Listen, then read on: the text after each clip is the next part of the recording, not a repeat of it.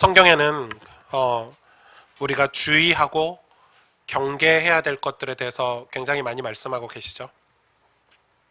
제가 아직 성경을 많이 이렇게 연구한 박사 정도는 되지 않지만, 그래도 제가 여태 성경을 읽고 봤을 때 가장 크게 경계하고 주의하라고 하신 게 뭐냐면 탐욕이 아닌가 생각합니다. 성경에서는 탐욕을 멀리 하라고 가르치고 있습니다. 민수기에 보면, 여러분 민수기를 보면 이스라엘 백성이 애굽에서 종노릇 하다가 이제 출애굽하는 과정이, 출애굽해서 광야에서 이렇게 가나안 땅을 가기 위해서 광야를 지나가는 그 여정이 민수기에 자세히 기록되어 있습니다. 그 메마른 땅이죠. 광야는 광야니까 농사를 지을 수가 없어요. 그들은 또 가나안을 향해서 매일 이동을 해야 되기 때문에 정착을 할 수가 없죠. 그래서 하나님께서 그들을 향해서 너무 사랑하시는 마음으로 만나를 매일 주셨어요. 매일 먹을 거를, 매일 넘치지도 않고 부족하지도 않게 매일 하나님이 먹을 수 있는 양을 주셨어요. 작은 양이 아니죠. 엄청난 인구니까. 그런데 그들에게 그래서 그들이 그거에 대해서 너무 감사하고, 노예였는데 노예에서 벗어나고 애굽에서 탈출해서 이제 하나님을 예배하고 하나님이 주신 만나를 먹고 또 믿음의 여정을 걸어가고 있는 게 너무 감사해서 찬송하고 감사했던 그들에게 어떤 변화가 일어났어요. 어떤 변화가 일어났냐면 민수기 11장 4절 5절에 이렇게 기록하고 있어요. 그들 중에 섞여 사는 다른 인종들이 탐욕을 품음에 이스라엘 자손도 다시 울며 이르되 누가 우리에게 고기를 주어 먹게 하랴. 우리가 애굽에 있을 때에는 값없이 생선과 오이와 참외와 부추와 파와 마늘들을 먹은 것이 생각나고, 늘 이렇게 기록되어 있더라고요. 저는 탐욕 이러면 되게 큰 건 줄 알았어요. 그래서 그 큰 탐욕만 조심하면 된다 이렇게 생각을 했어요. 그러나 오늘 말씀의 민수기의 말씀을 보면서 깨달았어요. 뭐라고 얘기하고 있죠? 오이, 참외, 부추, 파, 그거에 넘어간 거예요. 여기서 이 말씀은 아주 작은 거예요. 우리 일상에서 일어나는 이 작은 탐욕들, 우리 마음에서 일어나고 있는 그 작은 탐욕들이 큰 거보다 훨씬 더 무서울 수도 있어요, 여러분. 겉모양, 큰 겉모양, 큰 사역, 큰 조직들만 우리는 생각하지만 실제로 우리를 무너뜨리는 것은, 우리가 큰 거는 주의하잖아요. 큰 거는 주의한단 말이에요. 경계하고. 그러나 우리를 진짜 무너뜨리고 실제로 무너뜨리는 것은 우리의 작은 마음, 작은 습관, 작은 말과 행동, 언행들이 우리를 무너뜨려요. 그걸 우리는 쉽게 여기거든요. 여러분 그렇지 않아요? 쉽게 생각해요. 탐욕은 그렇게 작은 틈을 타고 파고들어요. 여러분 모든 사람이 처음부터 부패하고 무너지지 않아요. 여러분 성공했던 사람들이 처음부터 부패해야지 무너져야지 하고 성공한 거 봤어요? 근데 그 사람들이 왜 나중에 부패하고 무너지죠? 큰 교회 목사님뿐만 아니라 정치인들, 경제인들, 많은 엘리트들, 전문인들이 처음부터 무너지는 게 아니에요. 이 작은 탐욕들이 쌓이고 쌓여서 나중에는요, 본인이 그 탐욕이 내 안에 있다는 거를 눈치채지 못할 정도로 탐욕의 노예가 돼버려요. 그리고 그게 결정적인 순간에 우리를 무너뜨리게 해요. 디모데전서 6장 3절에서 5절에 보니까 누구든지 다른 교훈을 하며 바른 말 곧 우리 주 예수 그리스도의 말씀과 경건에 관한 교훈을 따르지 아니하면 그는 교만하여 아무것도 알지 못하고 변론과 언쟁을 좋아하는 자니 이로써 투기와 분쟁과 비방과 악한 생각이 나며 마음이 부패하여지고 진리를 잃어버려 경건을 이익의 방도로 생각하는 자들의 다툼이 일어나느니라. 무서운 말씀을 하고 계시죠. 이어서 9절 10절에 보니까 부하려 하는 자들은 시험과 올무와 여러 가지 어리석고 해로운 욕심에 떨어지나니 곧 사람으로 파멸과 멸망에 빠지게 하는 것이라. 돈을 사랑함이 일만 악의 뿌리가 되나니 이것을 탐내는 자들은 미혹을 받아 믿음에서 떠나 많은 근심으로써 자기를 찔렀도다. 큰 게 아니죠. 작은 탐욕들이 우리를 어떻게 하죠? 파멸과 멸망으로 이끌고, 작은 욕심들이, 해로운 욕심들이 어디로 가죠? 우리를 믿음에서 떠나게 하고 그 근심으로 자기를 찌르게 하는 지경에 이르게 하죠. 뭐 때문에요? 돈 때문에. 뭐 때문에요? 자존심 때문에. 뭐 때문에요? 이기심 때문에. 여러 가지 어리석고 해로운 욕심에 떨어져요. 근데 그것을 별거 아니라고 생각해요. 그거에 대해서 경계하거나 주의하지 않아요. 그렇다 보니까 나중에는 믿음에서 내가 떠나 있는데 떠나 있는 줄 모르고 믿음에서 떠나 있어요. 나중엔 그것들이 자기를 계속 찌르게 되는데도 그때 가서 후회하지만 늦는 거죠. 여러분은 여러분을 찌르는 게 뭐라고 생각하십니까? 여러분을 지금 찌르고 있는 게 무엇인지 그걸 살펴봐야 될 것입니다. 결코 다른 사람이 아닙니다. 결코 공동체가 아닙니다. 내 안에 나도 모르게 자리 잡고 있는 탐욕. 오늘 이 본문에 나오는 사두개인들을 통해서 우리가 우리의 모습을 오늘 좀 점검해 볼 건데요. 오늘 사두개인들이 뭐라고 예수님께 나왔죠? 지난주에 바리새인과 헤롯 당이 나와서 예수님을 공격했고 이제는 사두개인들이 왔죠. 18절에서 23절에 보니까 부활이 없다 하는 사두개인들이 예수께 와서 물어 이르되 선생님이여 모세가 우리에게 써주기를. 지금 사두개인들이 모세 오경을 들고 왔죠. 성경을 이야기하지 않아요. 모세 오경을 이야기하죠.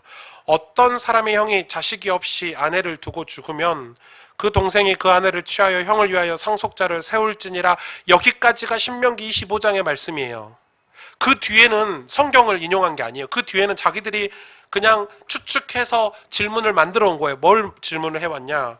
칠형제가 있었는데 마지가 아내를 취하였다가 상속자가 없이 죽고, 둘째도 그 여자를 취하였다가 상속자가 없이 죽고, 셋째도 그렇게, 일곱째까지 다 상속자가 없었고 최후의 여자도 죽었는데, 그럼 당신이 말하는 부활 때, 당신이 말하는 그들이 다 살아날 때 그 중에 누구의 아내가 되겠습니까? 한 여자가 7명의 형제와 결혼을 했는데. 그런 질문을 한 거예요. 장난친 거죠. 네. 예수님이 이 본문의 말씀이 어디 말씀이냐면 신명기 25장 5절 6절이에요. 보실래요? 형제들이 함께 사는데 그중 하나가 죽고 아들이 없거든. 그 죽은 자의 아내는 나가서 타인에게 시집가지 말 것이요, 그의 남편의 형제가 그에게로 들어가서 그를 맞이하여 아내로 삼아 그의 남편의 형제된 의무를 그에게 다 행할 것이요, 그 여인이 낳은 첫 아들이 죽은 형제 이름을 잊게 하여 그 이름이 이스라엘 중에서 끊어지지 않게 할 것이니라. 이게 원래 신명기에서 우리에게 주신 이 중요한 율법의 말씀이죠. 이 사두개인들은 부활을 철저하게 부정을 해요. 이 사람들의 기본 사상은 뭐냐면 이 현실 세계가 내세로 그대로 연결된다고 믿었어요. 여기서 부자면 천국에 가서도 부자인 거죠. 뭐 그런 식으로 믿었어요. 그러니까 부활을 완전 부정했어요. 제사장 무리인데도 불구하고. 여러분, 제가 오늘 말씀을 좀 들어가기 전에 이 신앙을 처음부터 잘못 시작할 수 있거든요. 그렇죠? 잘못된 믿음은 잘못된 삶을 만들어내요. 신앙을 잘못 시작하면, 시작이 잘못됐으면 나중에 그릇된 열매를 맺혀요. 그래서 여러분, 신앙을 스탑할 수 있는 용기도 있어야 돼요. 그런데 우리는 그 욕심이나 이기심 이런 것들 때문에 스탑을 못하죠. 실제로 무신론자들은 대부분 그렇게 주장을 해요. 기독교 신앙에 대해서 굉장히 부정적이에요. 그 비틀즈라고 유명한 그룹이 있었죠. 이 존 레논이 시작한. 이 존 레논은 어릴 때 굉장히 불우했어요. 부모님 일찍 돌아가시고 자기 이모 밑에서 컸는데 이 이모가 악기를 가르쳐 준 거예요. 그리고 이모도 일찍 죽었어요. 청소년 때. 그래서 이 사람이, 이 존 레논이 그 악기를 가지고 폴 맥카트니와 함께 결성한 그룹이 비틀즈라는 그룹이에요. 그 전에 다른 사운드 그룹을 가지고 있었어요. 그러다 폴 맥카트니를 만나서 둘이 결합해서 비틀즈를 시작을 했죠. 여러분, 이 비틀즈는 지금 우리가 생각하는 뭐 빅뱅 이런 거하고 비교가 안 돼요. 뭐 어마어마한 영향력이 있었어요. 저도 비틀즈 노래를 아는데요. 뭐 Yesterday 뭐 이런 노래 있잖아요. 잘 모르죠. 학교에서 배우죠. 그런데 이 존 레논이 이상하게 인터뷰할 때마다 교회를 거론했어요. 뭐라고 거론했냐면 교회가 곧 사라질 거다라고 주장했어요. 왜 그렇게 했는지는 모르겠어요. 제가. 교회가 곧 사라질 거라고 끊임없이 주장해서 심지어는 이렇게도 얘기했어요. 예수는 너무 답답하다. 그 답답한 예수가 자신의 삶에는 필요도 없다. 그리고 심지어 이렇게 얘기했죠. 내가 예수보다 더 유명하다. 내 말을 들어라. 이렇게도 얘기했어요. 그래서 진짜 많은 영향을 받았어요. 그가 미국에 와서 공연을 할 때 이렇게 얘기했죠. 미국에도 교회가 곧 사라질 것이다. 그러면서 이렇게 했어요. 미국 사회가 발전이 되면서 교육 수준이 높아지고 지식인식이 생겨나서 논리적인 사고를 배우면 자연스럽게 소멸될 것이라고 주장했어요. 아주 논리적으로 얘기했어요. 그런데 여러분, 신앙이 소멸됐을까요? 아니죠. 그 당시에 미국에 신앙이 더 확장됐어요. 심지어 교육 수준이 낮은 사람들 사이에서만 신앙이 꼽힌 게 아니에요. 미국의 젊은 전문인 종사자들이 대거 건강한 교회를 찾아와서 신앙생활을 하기 시작했어요. 아이러니하게. 철저한 무신론자였던 그 존 레논의 열렬한 팬이 하나 있어요. 그 팬이 이 존 레논이 정신 이상자 팬에게 어린 나이에 죽었죠. 집 앞에서 이 존 레논은 팬한테 피격을 당했어요. 그 죽음 뒤에, 피살 뒤에 그 무신론자였던 존 레논의 팬이, 열렬한 팬이 교회를 가게 된 거예요. 그가 이 존 레논에 관한 삶을 기록한 책에 이렇게 기록했어요. 삶에 물리적 건강과 재물과 자유만 있는 것이 아니다. 일상 너머에 어떤 깊이와 경이, 위대한 신적 존재가 있다. 그 앞에서 자신이 아주 작고 보잘것없게 느껴질 수 있으나 동시에 희망이 차오르고 평소 염려하던 일도 걱정이 안 된다. 이렇게 기록하고 있어요. 지금 이 사두개인들이요, 이 민수기의 말씀을 가지고 예수님께 질문을 했지만 사실 이 민수기의 그 말씀이 어떤 말씀인지 전혀 이해하지 못했어요. 관심도 없었어요, 사실은. 그냥 예수님을 공경에 빠뜨리려고 선택한 성경 본문일 뿐이에요. 그래서 그들은 사실 실제로 성경을 모세오경만 믿었는데 이 문자적으로 성경을 해석하고 또 자기 생각에 맞춰서 성경을 읽고 적용했기 때문에 이 성경에 관한 올바른 이 받아들이는 거, 성경에 관한 하나님이 성경을 통해서 주시고자 하시는 그 계시에 대해서 전혀 깨닫지 못했어요. 왜냐하면요, 그들은 이미 탐욕의 노예가 되어버렸어요.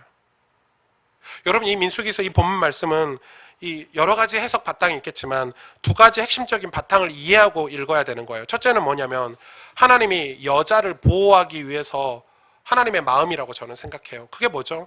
여자가 남편이 죽고 나서 그 당시 여자는 여자 취급도 안 받았어요. 여러분, 여자 취급도 안 받았어요. 숫자를 세릴 때 여자는 아예 세지도 않았어요.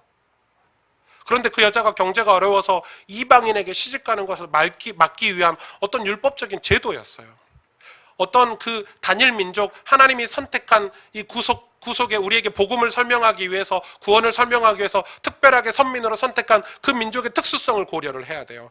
그리고 진짜 이유는 뭐죠? 어느 가정에서, 어느 가문에서 그리스도가 나실지 모르기 때문에, 그 메시아 사상을 가진 그 민족들이 그 메시아가 어느 가정에서 날지 모르기 때문에 그 메시아를 기다리고 준비하는 그 마음이 그 율법 속에 담겨져 있는 거예요.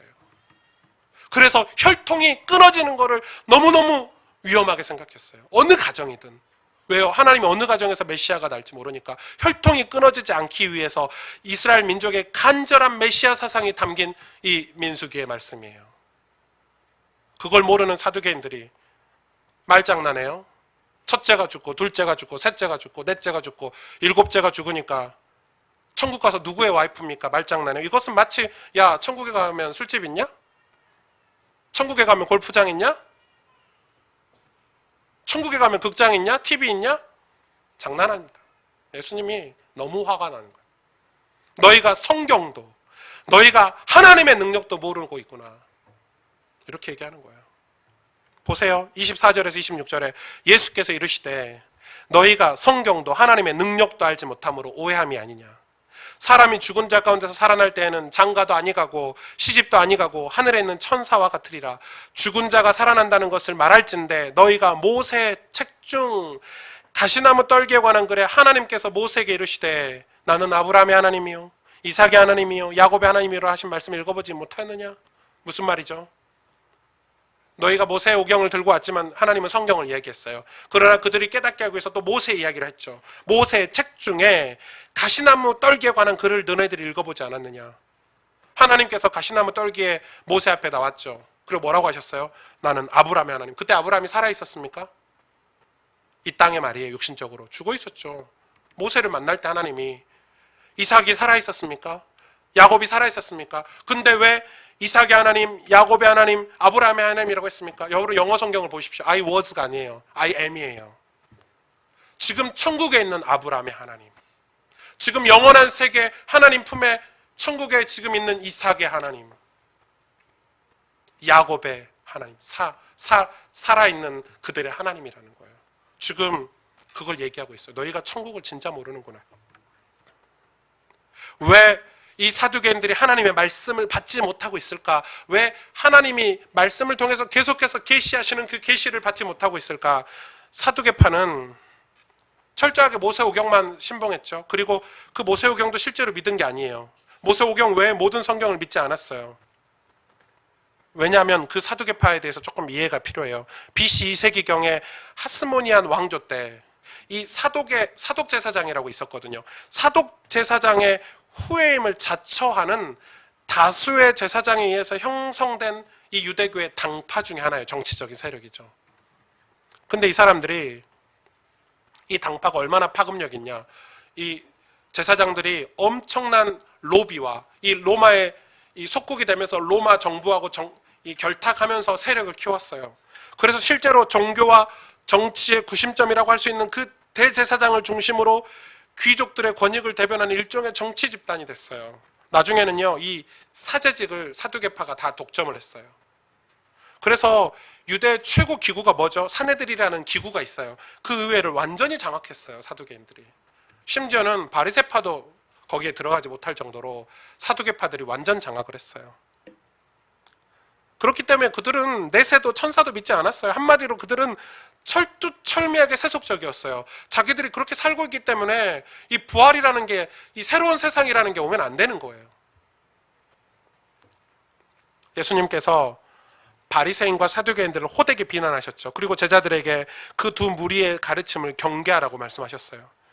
그래서 그 무리도 당연히 예수님을 싫어했어요. 특히 사두개인은 예수님을 왜 싫어했냐? 예수님이 장차 큰 분란을 만들어서 로마인들의 감정을 자극하면 자신들이 지금 누리고 있는 이 사제직, 로마에서 보호해주는 이 사제직과 이 부가 모두 사라질지 모른다고 걱정한 거예요. 악하죠.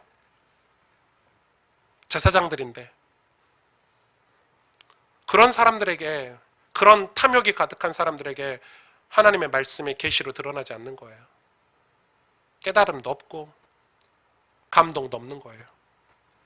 나는 아브라함의 하나님이요 이삭의 하나님이요 야곱의 하나님이라 하신 그 말씀, 지금도 천국에 살아있는 아브라함, 이삭을 말하는데, 여러분 천국에 와서 장가가 있습니까? 시집이 어디 있습니까? 왜 이 말씀이 내게 와닿지 않냐? 우리가 하나님의 말씀이 우리에게 와닿지 않는다면 우리도 사두개인들처럼 어떤 탐욕이라는 것에 빠져 있지 않나, 여러분 심각하게 고민해 봐야 돼요. 여러분 탐욕에 빠지면 시야가 좁아져요. 시야가 좁으면 영적인 걸 반드시 놓쳐요. 그리고 눈앞에 보이는 것만 보고 살게 돼요. 그리고 그 눈앞에 보이는, 심지어 그것마저도 틀리게 봐요. 그래서 말씀을 받아도 잘못된 적용을 하고 사는 그리스도인들이 너무 많은 거예요. 이 하나님의 말씀, 이 말씀 자체가 주는 메시지를 받지를 못해요. 그냥 내 식대로 해석하고 사는 거예요. 마가복음 12장 27절에 예수님이 이렇게 결론을 맺죠. 하나님은 죽은 자의 하나님이 아니요 산 자의 하나님이시라. 너희가 크게 오해하였도다. 엄청난 메시지죠, 사실은. 여러분, 우리 인생에는 꼭 필요한 것들이 있어요. 뭐 예를 들어서 뭐 이런 거죠. 뭐 희망 꼭 필요하죠. 희망이 없으면 얼마나 불행만 가득할까요? 그리고 정체성, 내가 누구인지, 정체성은 굉장히 중요한 거죠. 그런 아이덴티티가 반드시 있어야 돼요. 그리고 그런 것뿐만 아니라 뭐 삶의 의미가 있으니까 고난도 이기고 아픔도 뛰어넘고 이렇게 사라지는 거예요, 인간이. 또 어떤 이 만족 같은 것도 있어요. 만족을 느끼기 때문에 살아내요. 여러분, 그런 것들이 없으면 이건 신자든 아니든 뭐 믿든 안 믿든 그런 것들이 없으면 삶은 늘 불평투성이가 되겠죠. 그런데 여러분 신기하죠? 그런 삶에 필요한 것들에 하나님의 말씀이 연결이 안 돼요. 아니, 그렇게 안 된다고 생각해요. 그래서 하나님의 말씀이 현실성이 없다고 생각을 하는 거예요. 누가 그렇게 만들었을까요? 아니, 오히려 여러분 인간 세계를 가장 잘 알고 우리를 창조하신 그 하나님의 말씀, 그래서 우리를 가장 올바른 길로 인도하시는 하나님께서 주시는 말씀이 그런 모든 인간 세계에 필요를 다 공급해 주지 않을까요? 그런데 우리는 이 말씀에 대해서 굉장히 편협한 생각을 가지고 접근을 해요. 마치 이 광야 이스라엘 백성들처럼 세속적인 다른 인종에 의해서 그 사람들이 하는 말을 듣고 있기 때문이 아닌가. 우리도 그 영향을 받고 있기 때문이 아닌가. 그래서 우리 안에 탐욕이 들어오고 탐심이 들어와서 그런 편견들이 생기지 않았을까. 그래서 아예 이 신앙인들이 정작 그런 편견들 때문에 정말 하나님의 말씀을 듣고 말씀으로 살아내야 될 신앙인들이 말씀에 대해 깊이 혹은 제대로 생각해 보지 않는다는 거예요. 지금 그게 우리나라 교회, 기독교인의 거의 대부분의 모습이에요. 말씀을 굉장히 편협해, 성교다, 전도다 이런 데만 말씀을 듣지 내 삶의 어떤 위로나 희망, 정체성, 만족, 의미의 말씀을 받아들이지 않는다는 거예요. 말씀이 굉장히 분리돼서 가요. 교회를 와도 그래요. 어떤 이 교회학자가 이런 발표를 했죠. 이번 목회와 신학에 이런 발표를 했어요. 주일 설교가 갈수록 신앙생활에 있어서 차지하는 비중이 약해지고 있어요. 아이러니하게 주일 설교가 신앙생활에 차지하는 비중이 약해지기 때문에 교회가 갈수록 세속화가 빨라지고 있다.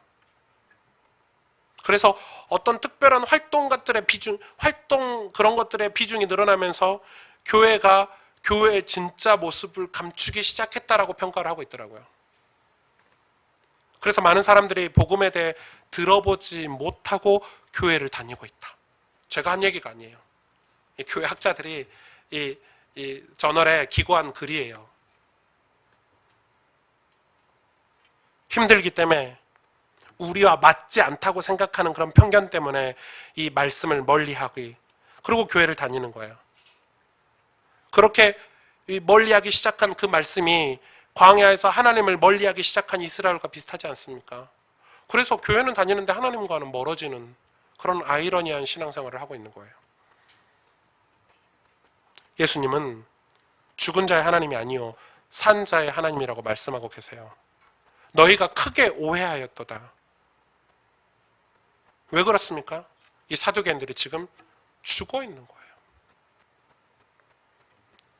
하나님의 말씀을 다루는 제사장 무리임에도 불구하고 그 말씀이 주는 메시지나 그 말씀이 주는 우리 삶에 주는 하나님의 그런 신실하신 계획들은 관심이 없었어요. 여러분, 죽어 있다는 것은 결코 살아있는 것을 보지 못하게 해요. 죽음은 어둠으로 우리를 안내해요. 그래서 이 죽어 있는 상태는 끊임없이 인간을 그릇된 삶을 반복해서 살게 만들어요. 여러분, 하나님은 산자의 하나님이세요. 우리가 만일 정말 진짜로 살아계신 하나님을 믿는다고 한다면 우리의 삶에서는 정말 놀라운 일들이 벌어질 수밖에 없어요. 아주 경이로운 일들이 벌어질 거예요. 우리가 살아계신 하나님을 믿는 산 신앙생활, 살아있는 삶을 산다면 여러분, 우리가 살아있기 때문에 벌어지는 일들이 있잖아요. 영적으로도 우리가 살아있는 상태라면 우리 삶에 경이로운 일들이, 아름다운 일들이, 하나님 나라의 일들이 벌어질 거예요. 고난이 와도 이겨내는 힘이 생겨나고, 누군가가 어렵다고 하면 돕고 싶은 마음도 생겨나고, 어떤 이 경이로운 일들이 우리 삶에 벌어질 거예요. 회개하기도 하고, 죄에서 벗어나려고 노력하기도 하고, 악습에서 벗어나서 우리가 하나님의 기쁨과 감사로 회복하려고 노력되는, 그런 살아있다면, 우리가 살아계신 하나님을 예배하고 산다면 그런 일들이 벌어지는 게 정상 아니겠습니까? 그런데 죽은 자로 산다면 그런 일이 벌어지지 않아요. 그래서 바리새인도 될 수 있고 사두개인도 될 수 있는 거예요. 저는 사두개인과 같은 삶을 살고 싶지 않아요. 사두개인이 어떻게 망했죠? 망한 게 아니죠. 그들이 로마 정권을 의지했지만 로마 정권이 예루살렘 성전을 AD 70년에 무너뜨릴 때 사두개파를 아예 없애버렸어요. 로마에서.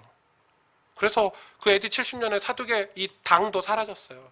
사두개파라는 조직도 그때 사라졌어요. 물론 남아서 어떤 영향력을 끼쳤는지 모르겠지만 공식적으로는. 여러분, 세상을 의지했지만 세상이 영원하지 않아요. 로마서 12장 1절 2절에 그러므로 형제들아 내가 하나님의 모든 자비하심으로 너희를 권하노니 너희 몸을 하나님이 기뻐하시는 거룩한 산 제물로 드리라.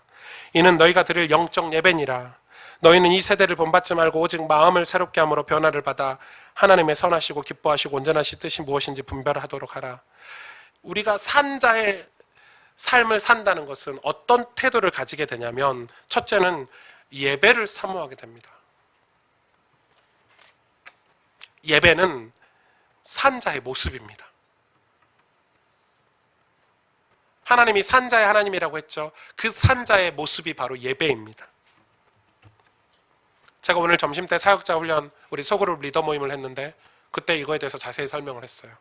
좀 어렵지만 예배는 우리가 단지 주일날 이렇게 모여가지고 찬양하고 말씀 듣는 것을 말하는 게 아니에요.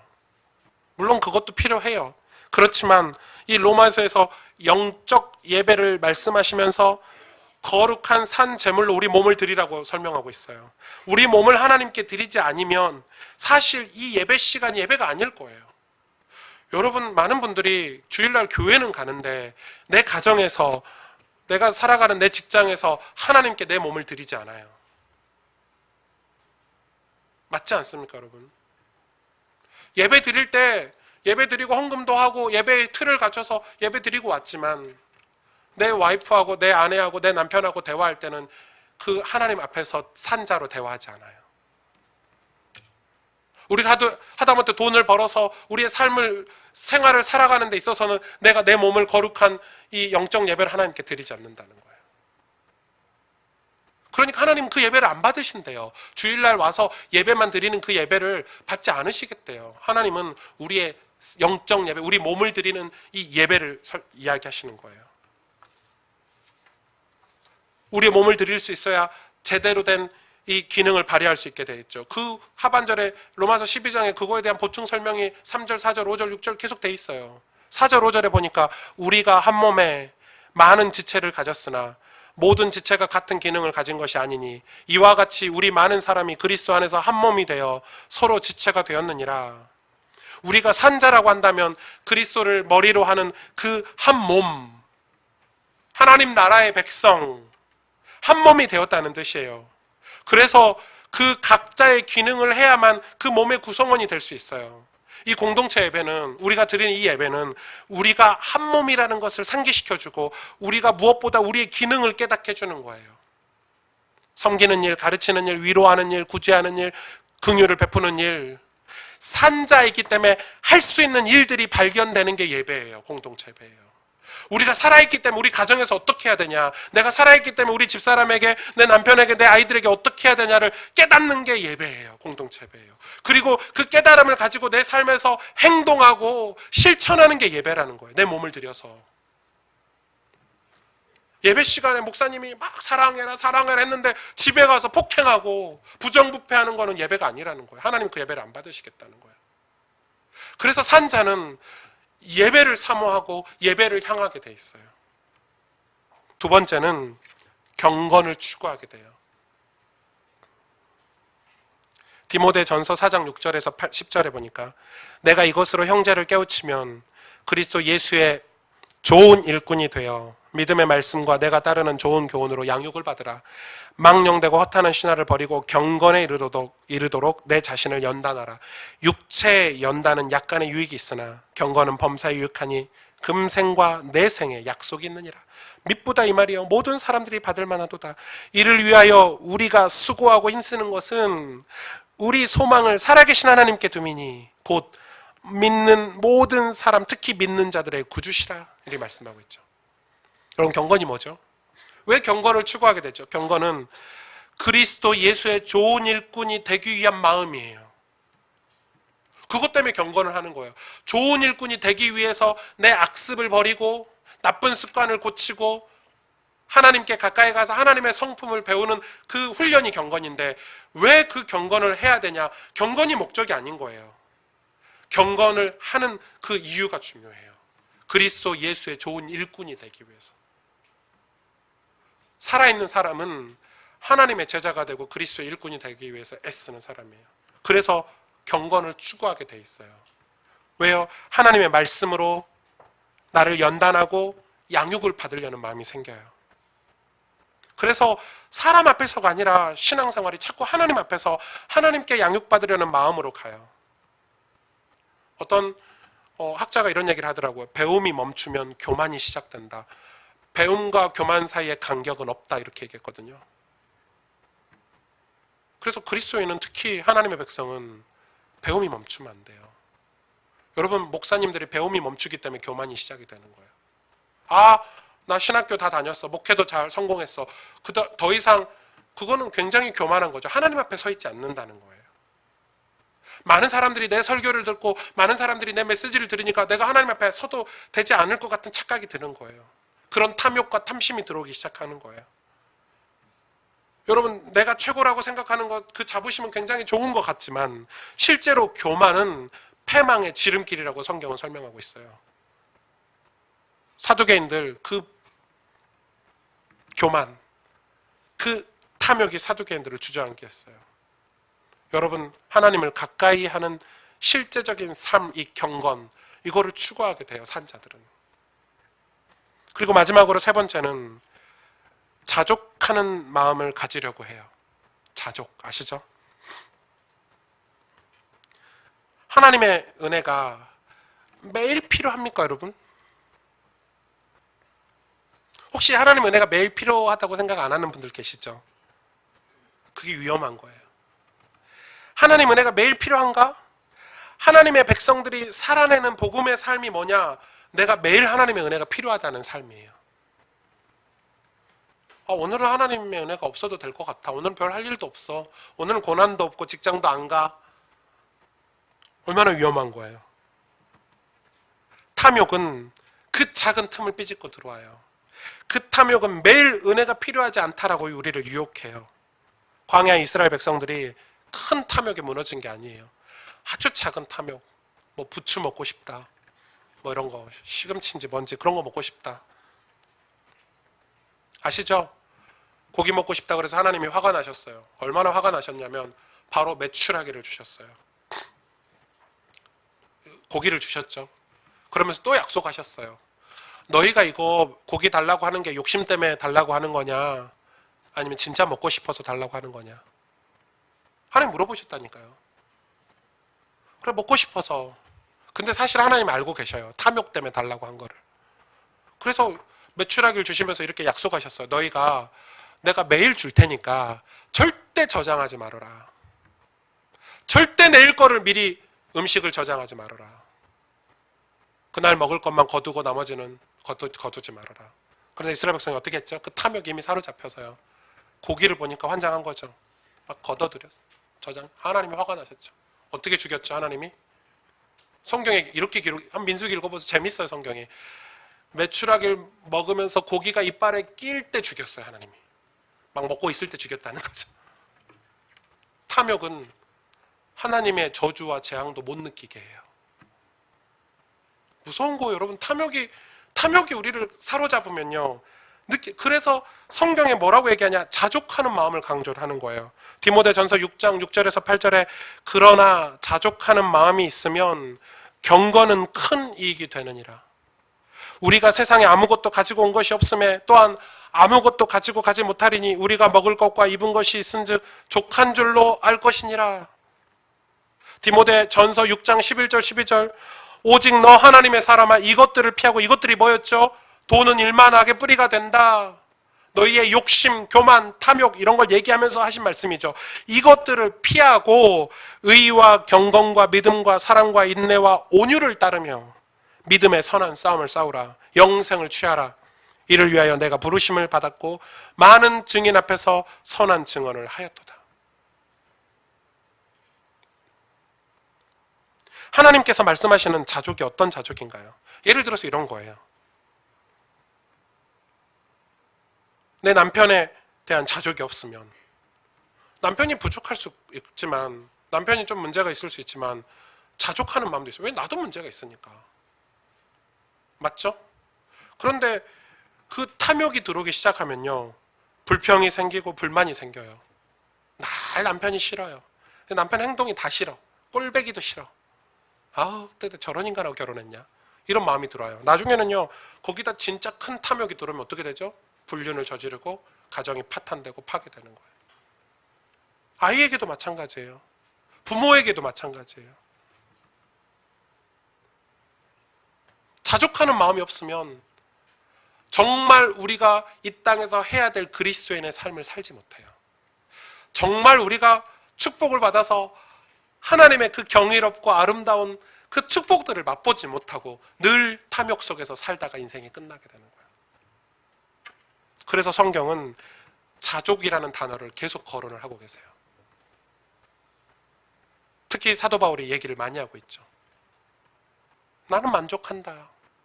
감옥에 있는데 나는 지금 이렇게 생활하는 게 문제가 없다. 충분하다. 해로운 욕심을 피하고 돈을 사랑함을 피하라고 말씀하세요. 왜냐하면 그 해로운 욕심들이, 돈을 사랑하는 것이, 그것들이 자기를 찌른대요. 여러분, 탐욕은 그렇게 작은 것에서 시작해요. 신앙생활의 가장 큰 적은 바로 그렇게 작고 작은 탐욕들이에요. 여러분, 큰 핍박이 오면 교회가 똘똘 뭉쳐서 기도한다니까요. 그런데 우리 삶에 스며드는 작은 탐욕들은요, 그게 뭐 영적 싸움할 거야? 근데 오늘 성경은 그걸 영적으로 싸우라는 거예요. 작은 탐욕들. 그것들을 피하고 의와 경건과 믿음과 사랑과 인내와 온유를 따르라고 말씀하시는 거예요. 그러나 여러분, 자족하는 마음이 없으면 그것들이 보이지 않아요. 의가 보이지 않아요. 자족하는 마음이 없으면 사랑과 믿음이 보이지 않아요. 인내와 온유가 보이지 않아요. 여러분, 온 마음을 다해 하나님을 사랑하고 계십니까? 자족하는 마음이 없으면 불가능한 삶이에요. 맞죠? 내가 하나님을 온 마음을 다해서 사랑한다는 것은 자족하는 마음이 밑바닥에 깔려있지 않으면 불가능한 삶이에요. 내가 하나님의 기업을 물려받아서 이 땅에서 전도자로 살아야 되겠다. 자족하는 마음이 없으면 불가능한 삶이에요. 말씀이 내 마음에 왜 살아있지 않냐? 왜 말씀에 귀를 기울이지 않냐? 왜 하나님 말씀이 무슨 의미인지 사두개인이 깨닫지 못했냐? 자족하는 마음이 없었기 때문에 그래요. 끊임없이 팔을 키우고 당을 키워서 사내들인 공예를 장악하고 로마 정권에게 인정을 받고 부와 명예를 쟁취하는 일에 관심을 뒀기 때문에 하나님의 말씀을 잃어버린 거예요. 그들에게 가장 중요한 메시아 사상을 놓쳐버린 거예요. 길을 잃어버렸어요. 탐욕은 우리로 하여금 가장 귀한 하나님의 축복을 놓치도록 만들어요. 여러분, 명심하셔야 돼요. 오직 너 하나님의 사람아. 이 말은 산자야, 지금 이 말이에요. 오직 너 하나님의 사람아. 지금 너희가 살아있지 않느냐? 너희가 그리스도의 보혈의 피로 구원받고 저 천국 백성이지 않느냐? 우리가 산자로 살아야 돼요. 죽은 자로 살아서는 안 돼요. 산자로 살 때 우리 삶에 매일 놀라운 일들이 계속해서 벌어져야 돼요. 경이로운 일들이 벌어져야 돼요. 그런데 우리가 죽은 자로 사두개인의 길을 갈 필요 없는 거예요. 여러분, 그걸 경계하셔야 돼요. 여러분 안에 있는 탐욕들을 경계하고 하나님의 말씀이 여러분에게 안 들리는 것을 주의하셔야 돼요. 오늘 이 짧은 말씀이 저와 여러분에게 굉장히 많이 도전이 되고 중요한 기도 제목이었으면 좋겠어요. 목사인 저는 늘 그것과 싸워야 돼요. 탐욕. 목사가 탐욕에 사로잡히잖아요. 큰일 나는 거죠. 정말 대책도 없어요. 답도 없어요. 목사가 탐욕에 사로잡히면 그게 나중에 어디로 가죠? 사이비로 가죠. 그렇죠? 나중에는 아주 큰 문제를 일으켜요. 저는 그래서 그게 늘 두려워요. 내 안에 탐욕. 저는 늘 그것과 싸워요. 끊임없이. 안 그러면 내 영혼이 맑아서 하나님의 음성을 선명하게 듣지를 못해요. 영혼이 맑고 내 마음이 깨끗해서 하나님이 하시는 음성을 듣고 순종하는 삶을 살아야 되는데 탐욕이 내 안에 들어오면 영혼이 흐트러지죠. 그래서 들리지가 않아요. 여러분, 우리의 삶도 마찬가지예요. 자족하는 마음이 없으면 하나님의 음성을 듣지 못해요. 여러분, 우리가 예배로 가까이 가고 또 경건을 향하고 자족하는 마음을 가지고 우리가 산자로 사는 거예요. 그게 산자의 삶의 태도예요. 살아있는 사람들은 그쪽으로 가게 돼 있어요. 그래서 여러분, 우리가 이 산자로 살아야 돼요. 우리 교회는 살아있는 교회가 돼야 돼요. 문제가 없지 않아요. 어려움이 안 오지 않아요. 그러나 살아있기 때문에 뚫고 지나갈 수 있는 거예요. 기도하면서 서로 돕고 섬길 수 있는 거예요. 저와 여러분이 이 산자의 축복을 누리기를 여러분, 그래서 하나님이 주시는 그 경이로운 축복들을 여러분 삶에 매일 맛보시기를 주님의 이름으로 축복합니다. 함께 기도하겠습니다.